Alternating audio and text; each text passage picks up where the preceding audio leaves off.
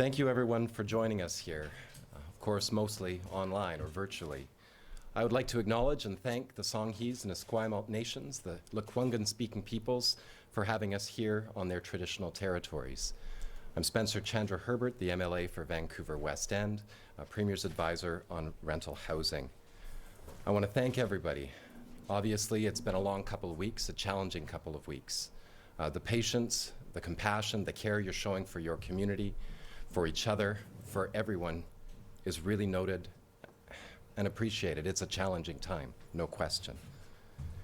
And one of the challenges people have been raising with me and with all of us more so than most issues has been housing and fear of losing their housing because of COVID-19.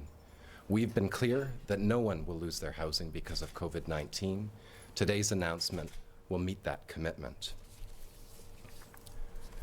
We believe we need to do more than meet that commitment. We also believe we need to provide relief for renters, for rental housing providers. The stress is off the charts right now. We need to give people security and safety in their rental housing. Early last week, the Premier asked me to lead a rapid-fire consultation, as comprehensive as I could do it, as quickly as I could do it, because the need is so great, on what we needed to do to support renters and rental housing providers now in the time of this public health emergency.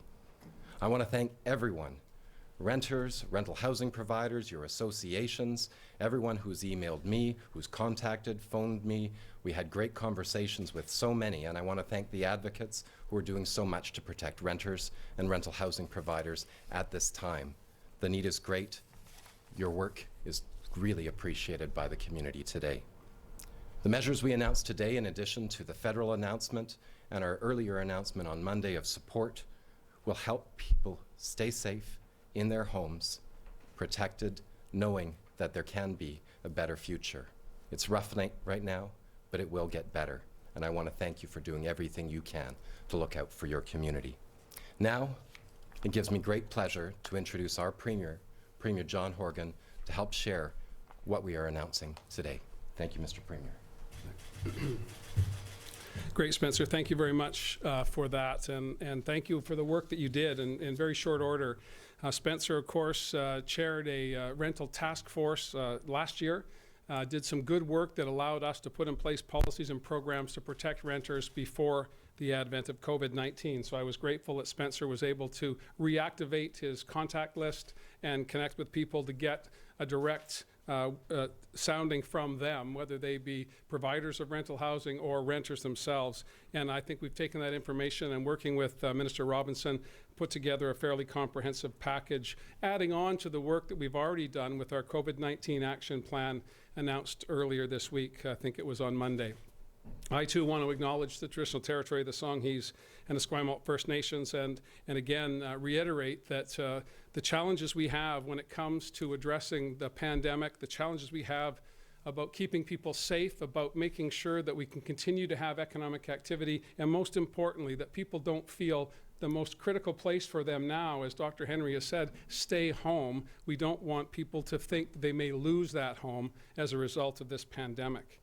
And I've had just this week 17,000 emails across British Columbia, and that speaks to the anxiety and the stress that people are feeling about these issues. And it was important for us to get the mix right and to ensure that it fit into a more comprehensive plan, working with the federal government and our municipal partners to ensure that we were doing everything we could to keep people safe, doing everything we could to make sure that if they were sick or self-isolating, if they'd had their hours cut back or that they were laid off, that they would not be fearful of losing their home.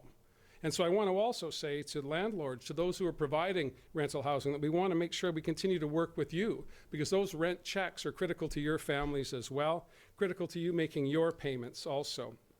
But home should be a place of comfort and security, and we've worked tirelessly, Minister Robinson and Spencer Chandra Herbert, to make sure that we get that balance right. So this morning, Cabinet met and approved a package, and I'll outline some of those elements today, but it's designed to give immediate protection to renters and to landlords.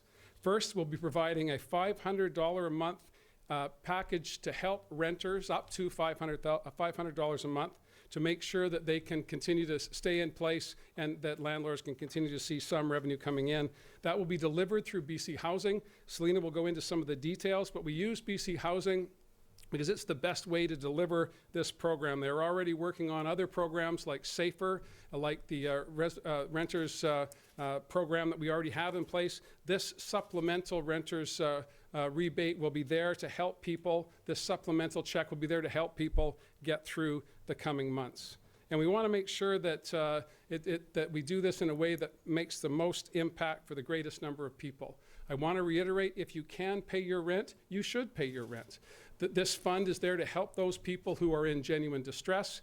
The fewer people who access the program, the more opportunity we have to expand it going forward.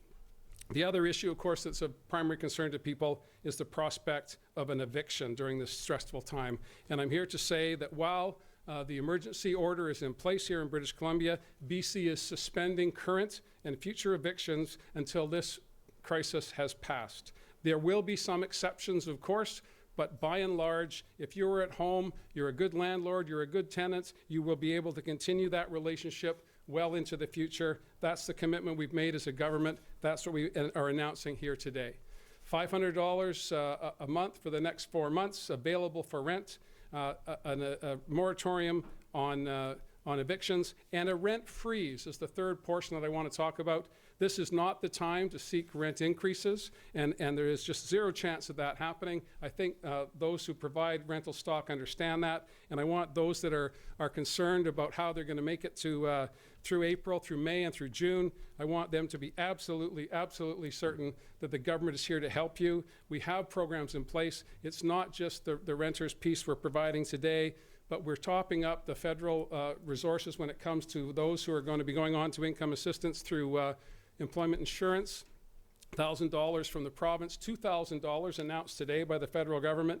We're waiving the payment of student loans until September. So again, those who are looking at where we're going to find enough money to keep going, we're going to add a whole host of modest programs to make the whole package work for everybody. And lastly, before I turn the microphone over to Minister Robinson for some more detailed assessment of the package that we put forward, because there are a couple of other elements, I want to just say a word about those who are concerned about their mortgages. I've been hearing, regrettably, I've been hearing that some banks and some financial institutions are not as enthusiastic about living up to the challenge that we have in front of us. And so I'm calling on banks and financial institutions to work with mortgage holders to make sure that we're doing everything that we can to get through this difficult time. All of us working together is the only way forward. We've seen extraordinary cooperation in British Columbia over the past number of weeks. We need to redouble those efforts going forward. We need to make sure that we're doing our part by listening to Dr. Henry and ensuring that we are self-isolating if we're not feeling well. We're exercising distances that are appropriate at this difficult time. And also, again, most importantly, continue to keep your hands clean. Continue to work with your neighbors to make sure that they've got everything that they need.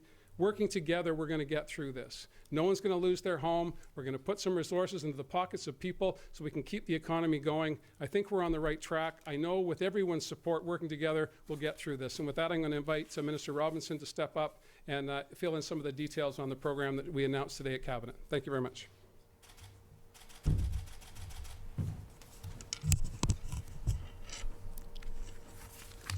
Well, thank you, Premier, and I too would like to acknowledge that we're on the territory of the Lekwungen-speaking people.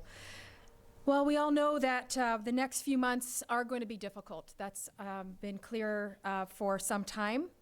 And we need to remember to keep doing everything that we can to support each other. Because frankly, that's the only way that we are going to get through this. And it's why we have been working hard to develop supports for people who are suffering job loss and other difficulties as a result of COVID-19. And it's important to remember really what this is about. It's about the people that we love. It's about our families, it's about our neighbors, it's about our friends, it's about our colleagues. It is about our communities. And this is an unprecedented challenge. And it will require every single one of us doing our part. It will require all of us to come together as a society to protect each other. So this past weekend, I talked about some first steps that we are taking to help people who don't have homes right now. And on that front, there is much more to do, and there's more to come. And as we do this work, it is critical to make sure that people in British Columbia are not made homeless because of COVID-19. At a time when we are asking people to stay home to prevent the spread of this virus, we have to make sure that people can keep their homes. The Premier mentioned measures to protect people's health, such as new powers for landlords to restrict, one of the things that we're doing with these new powers is to restrict the use of common areas and to stop visitors coming to the building. So landlords will be able to do that to help keep everyone safe. We've all heard Dr. Henry and Minister Dix outline what it's going to take to slow down this virus so that our healthcare system can keep up. So we have to keep distance from each other to keep the virus from spreading. That means that we shouldn't have visitors over. We have to minimize the number of people touching shared surfaces and running into each other. So this new rule will let landlords restrict access to common areas. For example, restricting how many people can be in a shared laundry room at once, or close down shared spaces like game rooms or other social spaces that might exist in a multi-purpose building. This is to protect the health and safety of everyone in these buildings and beyond. On that same note, we are also restricting the right of landlords to enter people's homes unless there is a clear threat to people or to property. Tenants have to be able to protect themselves and others from the virus. Keeping people out of their homes is part of maintaining the distance that we all need so that we can all be safe from COVID-19.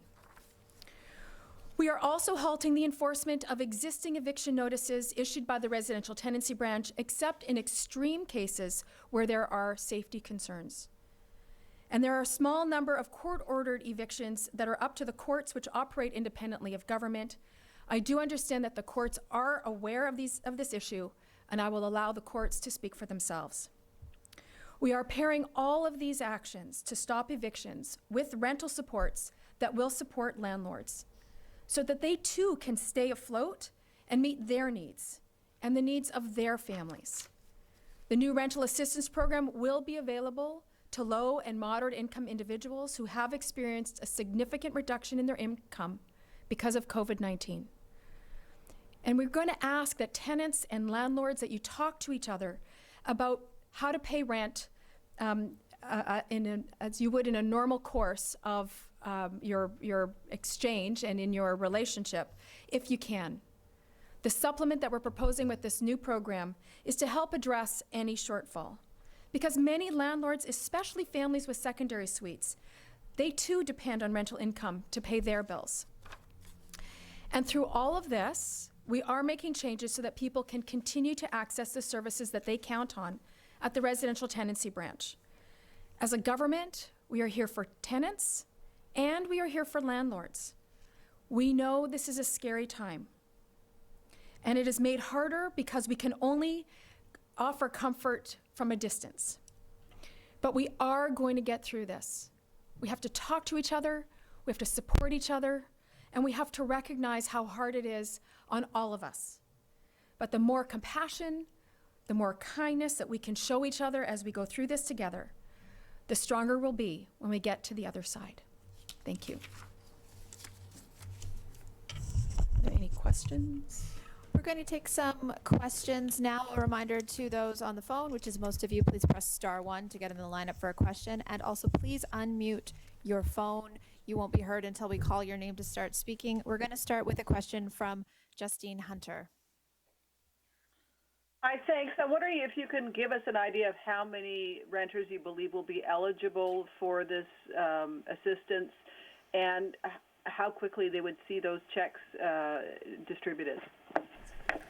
Yeah, well, there's about 500,000 renters, households in British Columbia, and we are assuming 100% pickup and then working back from there. As I said, this is an opportunity for people to continue to meet their obligations if they can, and this program, the Temporary Renter Supplement, is designed to help those people who've seen a drop-off in their hours or, in fact, a layoff notice come their way.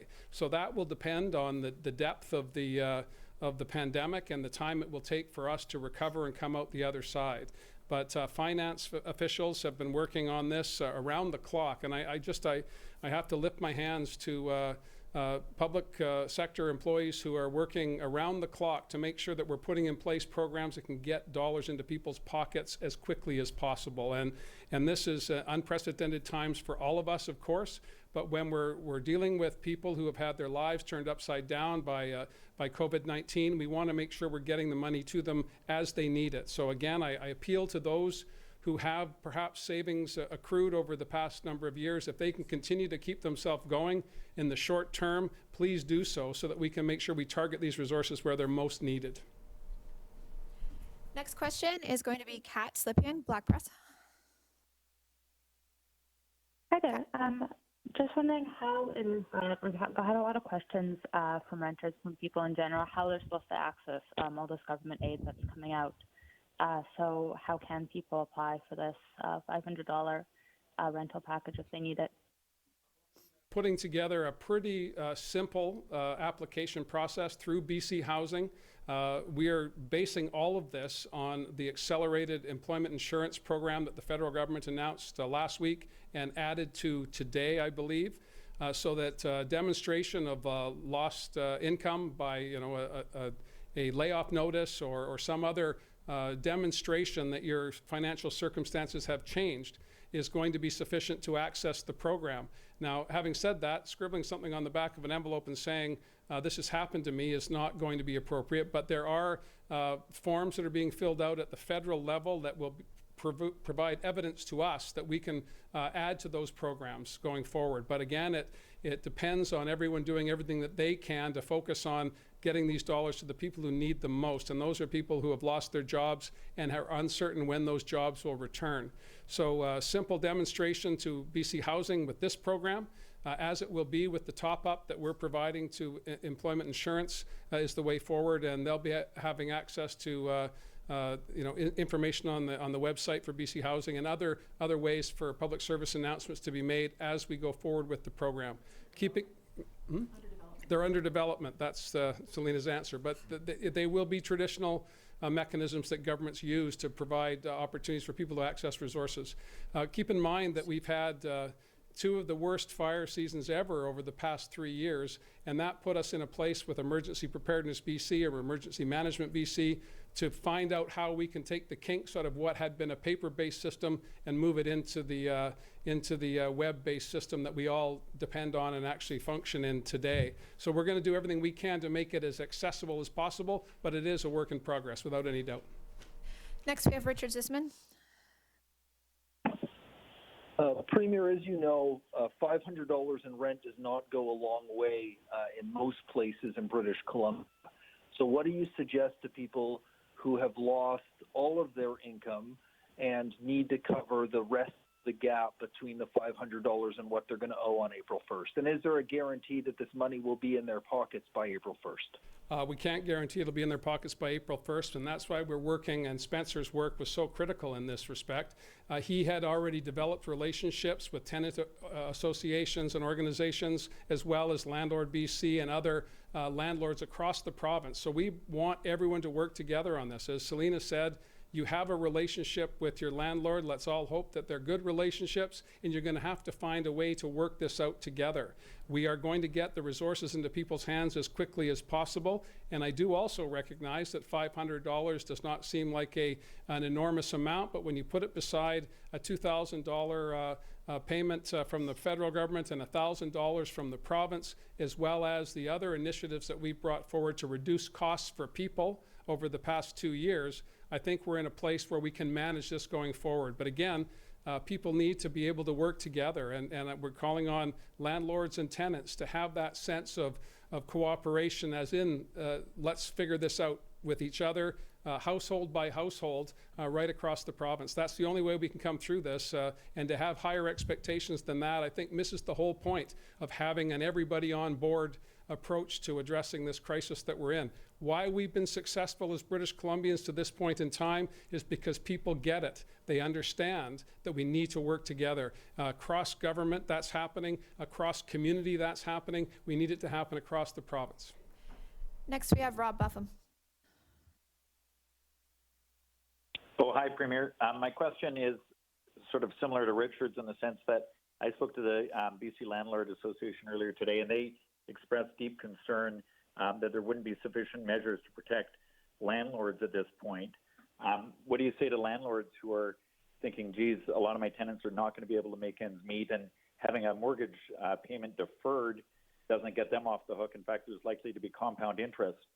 So they're concerned that, they're going to be really in a rock and a hard place. Yeah, and I understand that, and I might get Spencer to answer that, but before I do, I want to just reinforce that financial institutions have to recognize that they're a key part of this solution as well. And the federal government has talked about ways to backstop mortgages.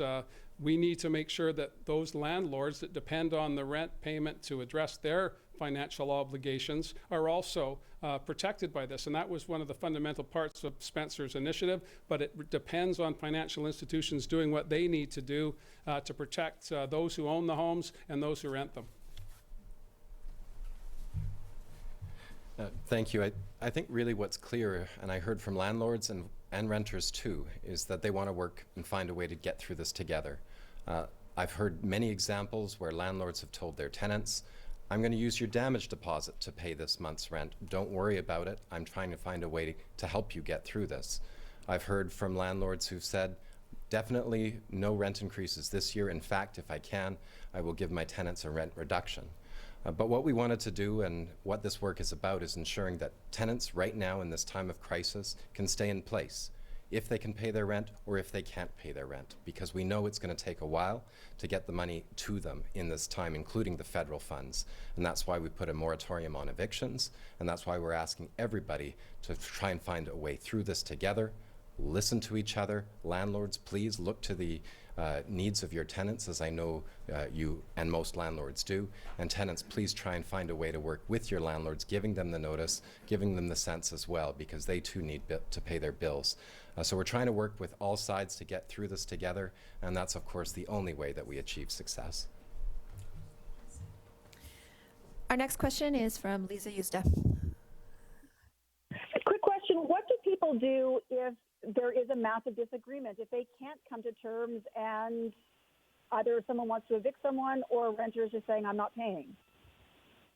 Residential tenancy branch will still be in operation. Of course, we're changing some of the processes to make sure that people can access the services while safe in a socially distant sort of way.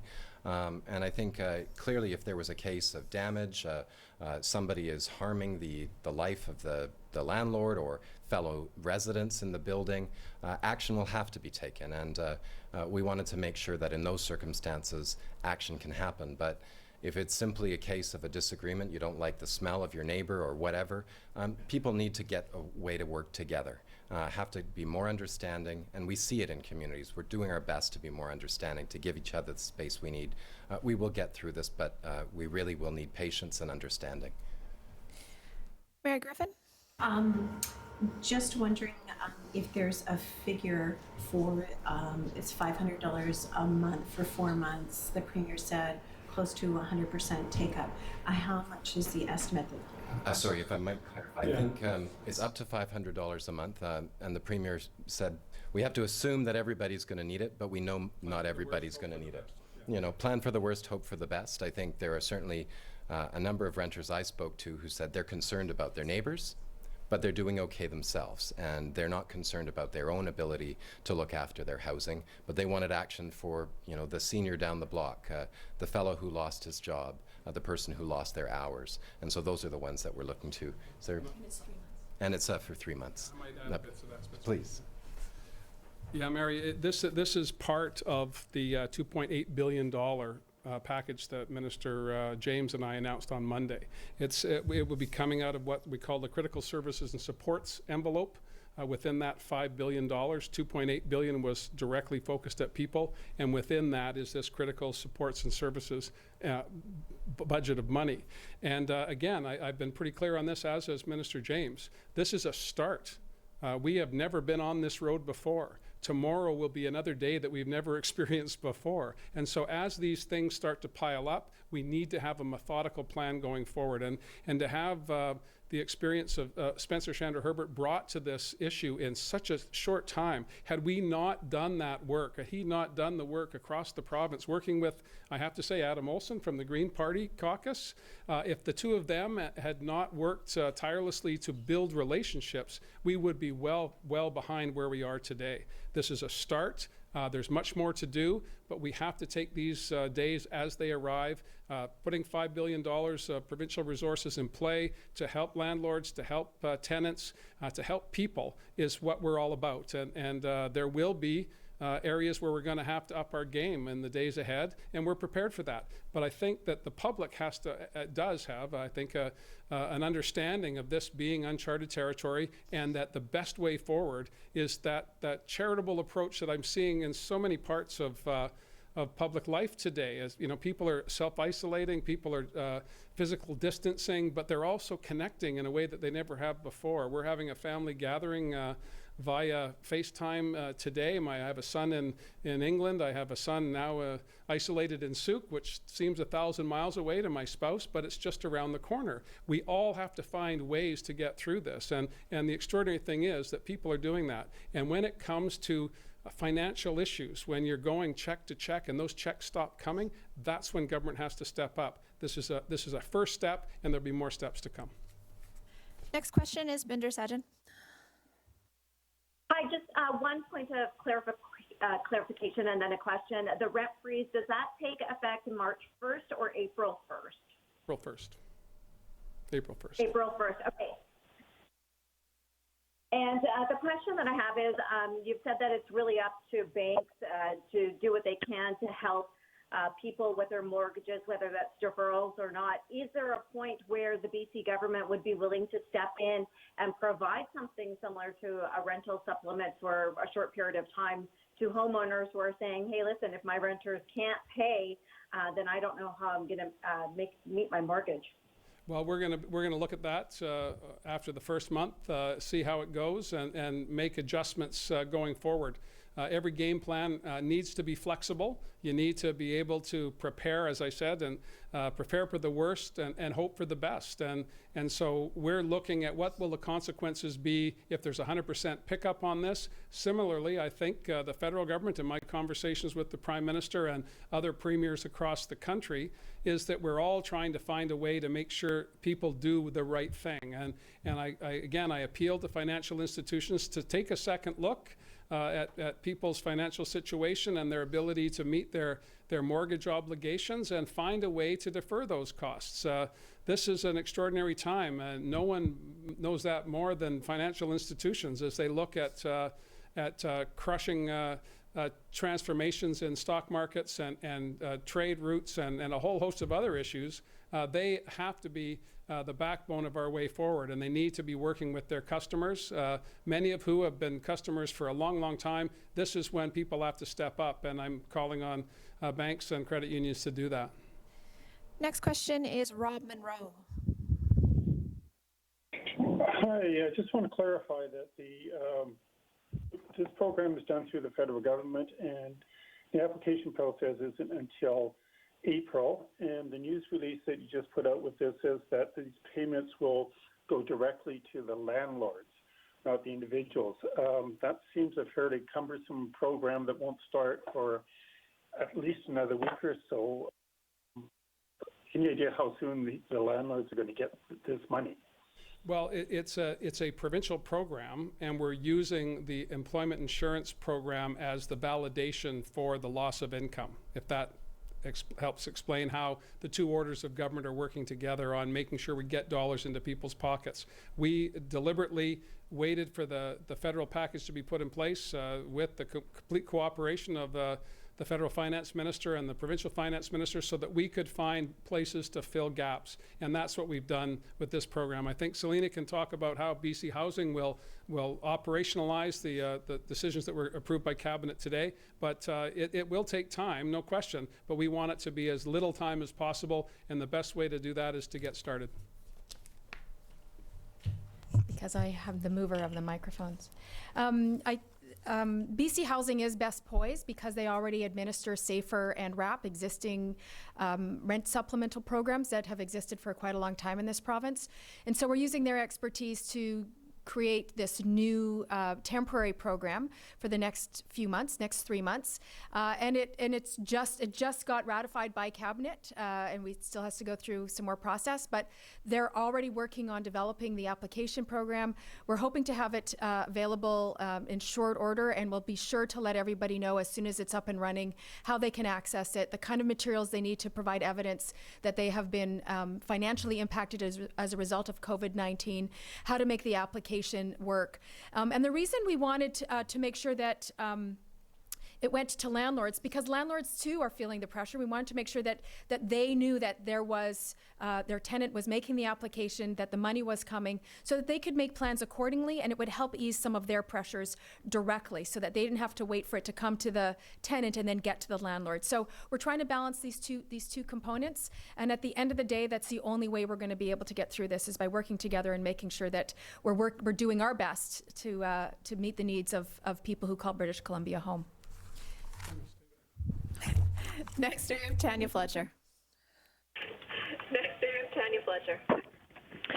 Oh, hi there. I'm just wondering if you can clarify, is this for each renter or each rental situation? For example, if there are 3 roommates sharing rent, is this for each of them can apply separately, or is this for the suite as a whole? The actual implementation of the program is being worked out, and that's one of the considerations that we're looking at.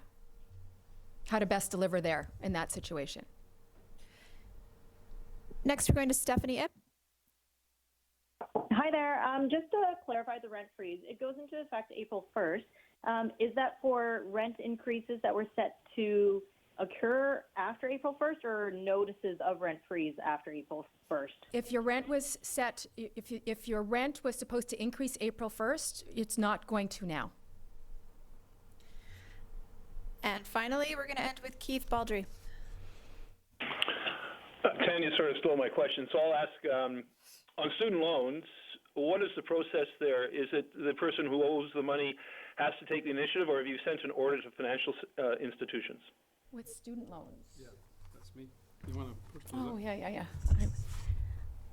I have the alcohol wipe. Thanks, Selina.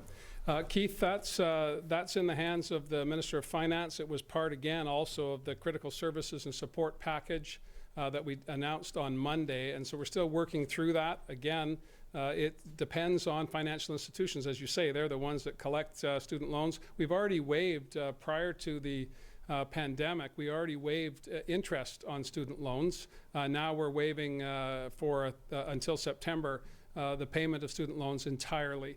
And that will give immediate relief to people, and we're going to be working with financial institutions. I suspect that Carol will have more to say on that when she updates the broader plan. And again, there's more opportunities for discussion. Obviously, Dr. Henry and Minister Dix will be out later today. Minister Farnworth and I will have some things to say tomorrow with respect to the Emergency Program Act. And again, these issues are evolving, but it's a very good question. It will ultimately fall to financial institutions to work with the Minister of Finance to figure out how we're going to go forward from here. Thank you, everyone. Thanks, everybody. I find it ironic that you're the only